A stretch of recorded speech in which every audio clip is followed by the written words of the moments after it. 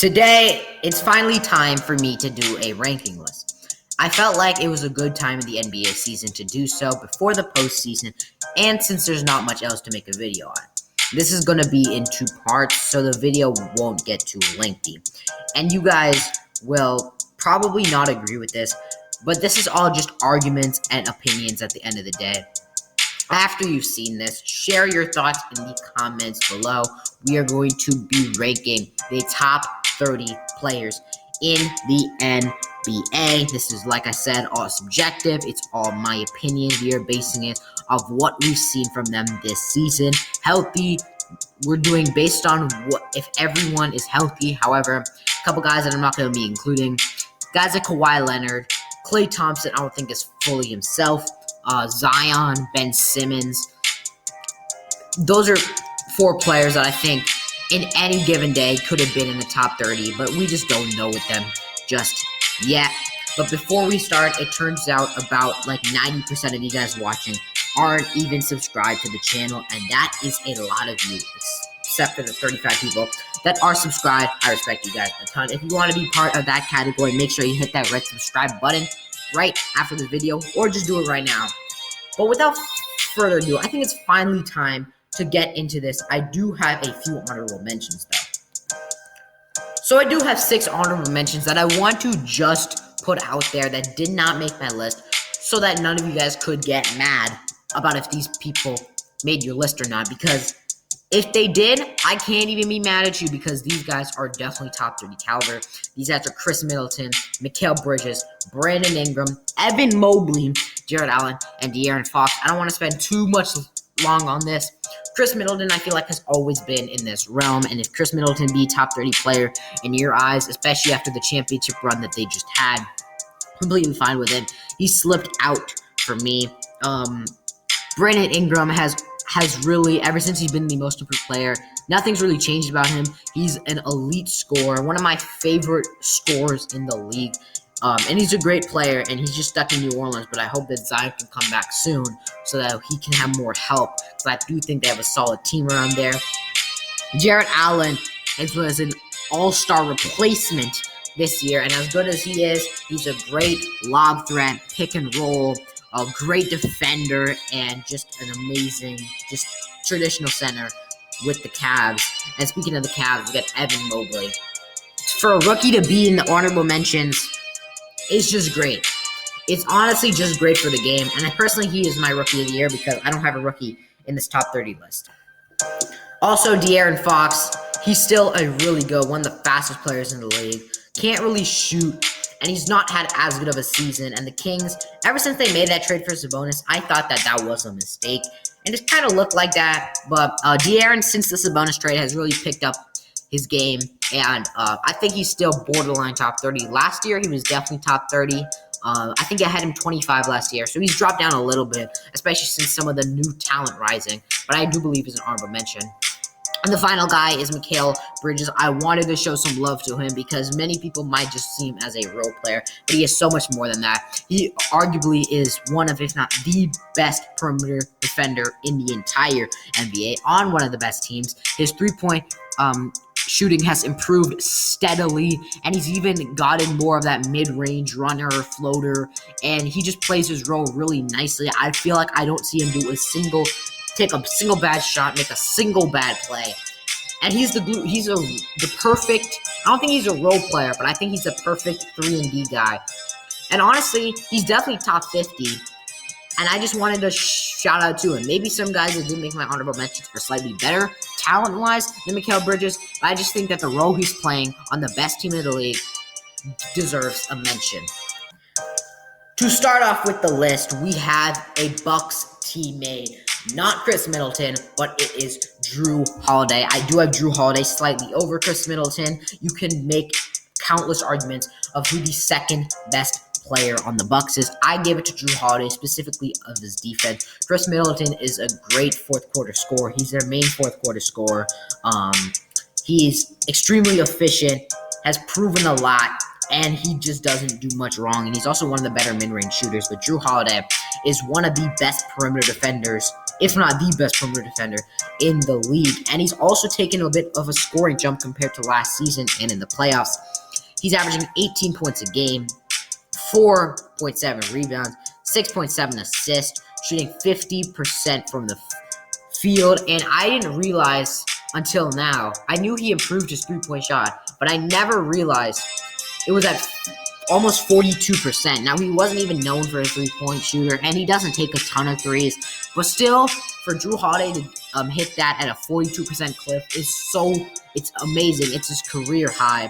1.5 steals and 2.8 deflections, and it does not even tell the full story. He's the best on-ball defender. Ask guys like Damian Lillard, ask guys like Kevin Durant, ask guys like, I don't really know, a bunch of different NBA players. I think Josh Hart said it or something. They are going to say that Jrue Holiday is one of the best, or the best, hardest person to guard by, especially these guards. And the Bucks are one of the best teams in the league, second in the Eastern Conference. So Jrue Holiday, he barely cracked my list at number 30. At number 29 is another player on one of the best teams in the league, and it is Bam Adebayo, another player that does so much on the defensive end. The big man, averaging 19 points, 10 rebounds, 3.5 assists, 1.5 steals, little less than a block, 54% shooting on 33 minutes a game on the 45-23 number 1 seed in the East, Miami Heat. He was my defensive player of the year pick. He can switch onto guards and he protects the paint. His defensive field goal percentage is really, really good, and he is the anchor to the best team in the league. He's gritty. I wish he could take a bit more mid-range jumpers since he's really solid at that. But he's just a very complete big man. Doesn't have much of a weakness. Obviously shooting, but he just plays the game really well, and he still has a ton of room to grow. I think he's only 24 years old. And I think we finally come to see what Bam Adebayo really, really is. I did not expect Bam Adebayo getting drafted and being like this, a 19 point per game scorer. Such a great offensive big man. His defensive upside was there, and even then, he's a defensive player of the year candidate, in my personal opinion. Bam Adebayo, he comes in at number 29. He could be a little higher, but I do believe that the players in front of him are better. Plus, he wasn't an all-star this year. Someone that was a first-time All-Star this year is number 28, Darius Garland. We've already mentioned 3 Cavs, which is actually amazing. Jarrett Allen and Evan Mobley, I really did want to put one of them in there, but I had to give Bam Adebayo a slight edge, and I had to put a buck in there. I had to put Jrue Holiday or Chris Middleton, and just the guys that are above Darius Garland, I think, deserve it as well. So I did give a Cavs spot. I just had to. It had to be Darius Garland, who I still believe is their best player. Now, I think his job is made a lot easier due to guys with Mobley's defense and offense, and same thing with Jarrett Allen. But Darius Garland is one of the better playmakers in the league. He's a very, very good scorer. He's really taken that leap. He took a pretty good leap from rookie to sophomore, but in his third year, it's even better. I don't think he's most improved yet, but he's pretty close to it, averaging about 21 points, 3 rebounds, 8 assists, which is much better than what he started off with, 4 turnovers, which is still decent for 8 assists a game. Extremely efficient, one of the best free throw shooters in the league on 35 minutes. And the Cavs, that's the biggest thing. 38 and 28 for the Cleveland Cavaliers is an absolute miracle. I think we know what Darius Garland's about, a combo guard. He can even play off ball. He's a really, really good shooter, and he runs the offense really well. Definitely deserves a first-time All-Star for him. These last 2 could have been interchangeable, but I'm giving a slight edge to Fred VanVleet, another first-time All-Star. He isn't as young. He's more experienced than Darius Garland, but the stuff they do is the same. Statistically, you don't see many differences. However, the edge I give Freddie over Darius Garland is his defense. He's second in the league in deflections. He's one of the more pesky, annoying in a good way defenders to play against, especially with his size. And when the Raptors don't have Freddie on the court, they look like one of the worst teams in the league. Well, not anymore, because Pascal Siakam has really taken a big leap, or he's just gotten better throughout the season. But earlier, when Pascal Siakam was coming back from his injury, when Fred VanVleet had his big stretch and he wasn't on the court, they just looked atrocious. Now, that was the biggest thing about Freddie, is that how he makes his team so much better. That's why he has to play 38 minutes a game, which is a league leader. He's second in the league in three-pointers made, only behind the greatest shooter of all time in Stephen Curry. And with 10 attempts, shooting 40% from three is absolutely remarkable. He's an amazing defender for his size, most underrated part of his game, and he can score better than many players in NBA history at his size. Now, there's not many players in the NBA with his size that can score as easily as him, but he's really improved his three-point shot off the dribble as a primary scorer and as a playmaker to lead the Raptors. And the Raptors and the Celtics were battling it out, and I was rooting for them to lose at some point, but I'm just happy for Fred VanVleet to take this lead because he's a very, very good player. Alright, so I just realized that we're almost 11 minutes in, so I'm going to speed things up real quick. At 26 is Shay Gil, just Alexander. He's one of the better scorers at, on one of the worst teams. Like, the Thunder aren't doing much to help him, but he's still a really good scorer. And I think Shay hasn't really changed. He's just gotten better. And, he's had a little bit of a down season, but also in the clutch, he's the guy. He's had so many clutch moments this season, and that's why I think he is at number 26. At 25 on this list, I have sophomore Lamelo Ball, first-time All-Star Lamelo Ball. He's been very complete this season, averaging almost 20 points a game, 7 rebounds, 7 assists on only 3 turnovers. He's really improved, and he's lived up to all the hype and even more. He's so fun to watch, and I have Lamelo slightly over Shay, Freddie, and Darius. It's honestly personal preference at the end of the day, but I gotta give it to him. I just think that he's a little, he's more complete. He's more polished on the offensive end, and he just does more. He's a better playmaker than all 3 of those guys. Actually, maybe Darius, but I think he's a better defender and better scorer than Darius Garland. It's really a toss-up. You can put Garland, Freddie, or Shay in front of LaMelo, but I'm putting LaMelo at 25. I'm not going to put him any much higher, because I think he's only 20. He still has a lot to prove, but for 25 for LaMelo Ball, especially since I don't have Anthony Edwards on this list, like it or not. I just don't. This is really good for LaMelo Ball at his young age. At 24, I have Jalen Brown of the Boston Celtics. Now, if you've seen the channel, I'm a Celtics fan, but I think I'm completely fair with this Jalen Brown ranking. He's a really good two-way star, averaging about 23 points, 6 rebounds, 3 assists, about 3 turnovers, so not the best. Jalen Brown's not a playmaker, but he can score, especially that mid-range pull-up area. Efficiency slightly down, 3-point efficiency slightly down, but he still is a really solid shooter. He's best when he's attacking the basket, when he's aggressive. He can be one of the best finishers in the league, but he also has a really good mid-range shot and can hit the open 3. And his defense is also really, really solid. So nothing completely stands out about him on the offensive end, rather than just he's a good 3-level scorer with good defense that you could put on, say, a guy like Damian Lillard or Trae Young. Now, with the Celtics, they got Marcus Smart, so usually Marcus Smart would get that responsibility, but he can also do that at the same time. He's a big part to why the Celtics have gone on this little streak where they have separated themselves from the play-in and are looking like one of the hottest teams in the league right now. And I'm loving it right now. I'm just loving watching the Celtics. At number 23, controversial ranking. I mean, this whole list might be controversial in some people's eyes. I don't really know. But I have Draymond Green. Statistically, I'm not even going to read you his statistics because he looks like a role player. Actually, I'll give some respect. What NBA players know that you can put up an average about 8, 8, and 8? There's not many. There's just not many. And he's not looked on to score a ton of points, obviously. However, Draymond, he was my Defensive Player of the Year pick before he got injured. And I've had Draymond as my midseason awards pick in my midseason awards video. You can check that out if you want to. But he is the leader, the heart and soul, and he's basically the ultimate glue guy. Now, I know glue guys and top 30 player in the league shouldn't fit in the same sentence, but it kind of does for Draymond because has proven himself as a champion. I don't think anything's changed. He's not as involved in the offensive end, but he is one of the best playmakers in the league. Half-court offense. I mean, when you look at the Warriors without Draymond, this is just what I gotta say.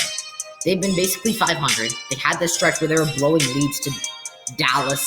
They blew like 3 10-point leads. I don't think any of them would have happened with Draymond because Draymond is the enforcer. He defends your best player. And half-court offense. He makes things so much easier. Leadership, defense, half-court offense. That's Draymond. He makes it so much easier for the Warriors. So once he comes back, the Warriors are going to still look like how they were at the 17-3 start that they had. It's going to go back to that, especially with Klay Thompson back. And they're still 45-22. But they did struggle without Draymond. So I just can't tolerate any more Draymond slander. Draymond Green is amazing. And he's a one-of-a-kind. And he's a top 30 player in the league, whether you like to say it or not. He just is. No one is like Draymond, and that's a good way. At number 22, I have Rudy Gobert, not the flashiest offensive player. We got two of the best defenders in the league back to back. Now, you can't look at typical statistics for Rudy Gobert. Literally, some of the assists, the turnovers, the shooting, all that. He's a double-double machine, leads the league in rebounds, averaging 15 and 15. But defensively, I just want to emphasize this.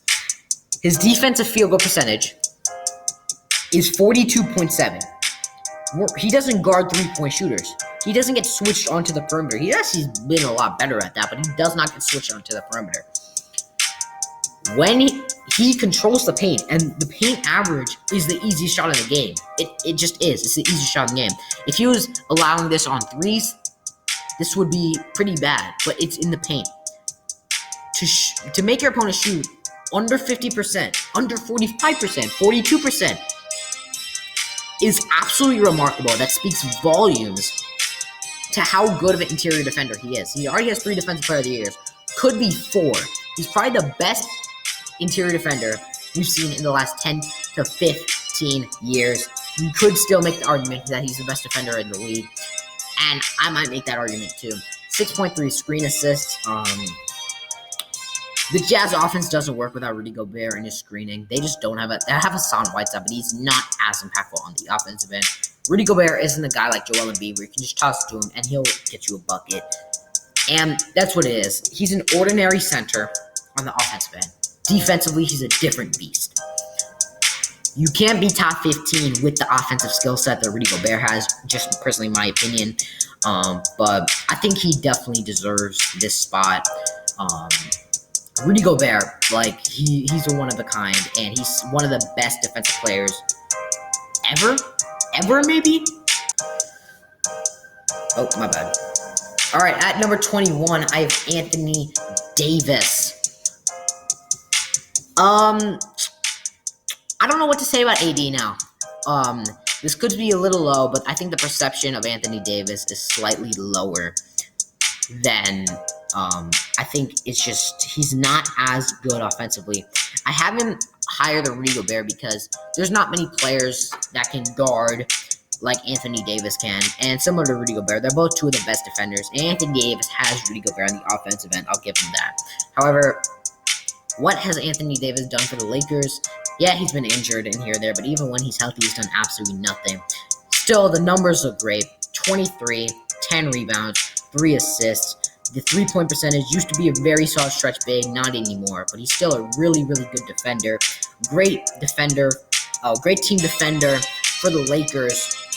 Offensively, he's not been the best, and LeBron has had to carry the load. Just dropped 250 pieces in the last 3 games. Anthony Davis, it's so hard to judge Anthony Davis, and this is where I'm going to put him. Yeah, this might seem disrespectful, but I think this is completely fair, honestly. I feel like Anthony Davis was somewhat overrated after that championship run, and I think we've started to see a little bit of the flaws of what Anthony Davis does. However, I'm saying all that, and he's still borderline top 20 player in the league. However, who does crack the top 20 players? We're entering the top 20 is KarlAnthony Towns. KarlAnthony Towns and Anthony Davis career, even in the last 3 years, Anthony Davis, you could argue that he's better, but Cat has had such an amazing season, probably the best season I've ever seen from Cat. He's averaged about 24 points, 10 rebounds, 4 assists. Efficiency is crazy, won the 3-point contest, and Minnesota is winning. I just don't understand how you can't like KarlAnthony Towns. He's such a good personality. He just puts in the work. He doesn't focus on distraction. I heard him on like a podcast, and he just seems like such a cool dude. And the fact that Minnesota is winning and looking like the best they've ever had with KarlAnthony Towns is just remarkable. I actually love it. KarlAnthony Towns is one of the most skilled offensive big men in the league, and he comes in at my number 20. At number 19, I have someone that has had some beef with KarlAnthony Towns, but it's Jimmy Butler. I think we've all been past that. Jimmy Butler, the stats don't prove how good of a player is. And frankly, the stats, they're good. 21, 6, and almost 6, 47. Not the best three-point shooter, never has been. Defensively, just leadership, intangibles. Everything about Jimmy Butler is... We've seen what Jimmy Butler can do. That's it. He led a team to the Miami Heat to the finals in the bubble, which was probably the toughest environment to play in. People count the Lakers bubble ring like a Mickey Mouse ring, but that might have been the hardest ring in the last 10 years. Whoever won that, they'd have to go through so much adversity. Jimmy Butler led his team to the finals, dropped 40-point triple-double. Jimmy Butler never does that. I don't think he's ever done that. I don't even remember the last time Jimmy Butler scored 40 since then. He shows up in big moments, and I've yet to be proven wrong by Jimmy Butler. However, he's still at 19 because he's not the most dynamic offensive player, and I just think that this guy's better than him, but he's still really good. Number 19, for sure. Number 18 and number 19, Chris Paul and Jimmy Butler, so similar to the fact that they lead their teams to new heights. These two have led their teams to the finals or been the main focal point of the team, like the thing that goes through them in the last 2 years, the teams that lost the finals. Chris Paul is leading the league in assists at age 36, 37. He's around that. Only 15 points a game, and he's just injured right now. But he leads this team. He sets up everyone. DeAndre Ayton, Mikal Bridges, Devin Booker, Cam Johnson, Jay Crowder, Landry Shamet would not have got the looks that they do because of Chris Paul. Chris Paul is kind of vocal, and that's in a good way. Chris Paul might be annoying to play against. However, to play with him, that might be the best experience of your life. I'm just saying that. I'm not in NBA circles. But just looking at him, just seeing how he plays the game for the last so many years, to see how clutch he's been when it matters most. We saw Chris Paul in Game 6 against his former team, the Clippers, last year. He had 41 points. He can put the team on his back and just get you a bucket from that mid-range elbow. He knows when to turn the switch on and off. He plays at his own pace. The point guard, Chris Paul, at number 18, and that's remarkable with his age. We have two more. At number 17, I have Zach LaVine. I have a couple shooting guards in my next ranking. I don't think he's at the level of them yet, but he's like right with them. He's averaged 24, 5, and 4 as a second option for the Chicago Bulls. Has always been one of the more efficient scorers. Personally, I think you can make the argument that he's a top 10 scorer in the league. Makes everything look easy. He's one of the more athletes, one of the better shooters, can score from literally anywhere, and his defense has gotten better, and just watching him progress as just literally Zach LaVine, that's all he got all hype for just dunk contests. He's come in and been one of the best scorers in the league. And I think the only reason why he's only 17 is because of the talent above him. There's no knock on Zach LaVine for being 17. This is really, really good for LaVine. If people say that, I know LaVine has so many fans, and people might say this is absolutely disrespectful, but it really isn't. This is no knock on LaVine. Literally one of the better shooting guards, best shooting guards in the league on the Bulls, who are one of the better teams in the Eastern Conference. Finally, to wrap this part one up, at number 16, I have Dame Lillard. This season has not been his most efficient season. Not the best season. But Lillard has proven time and time again that he's still one of the best point guards in the league. And I just don't have much to say about Damian Lillard. He's like, I feel like we know what Dame Dollar is. So I think I'm just going to wrap it up there, honestly. Part 2 is going to come out Tuesday or Wednesday, depending on where you are when you're seeing this. I really don't even know. It's going to come out, so stay on the lookout for that. Thank you guys so much for watching. I've looked at the last, week to figure out this list. So I would just appreciate if you guys look out for part 2. And thank you guys so much for watching. And peace.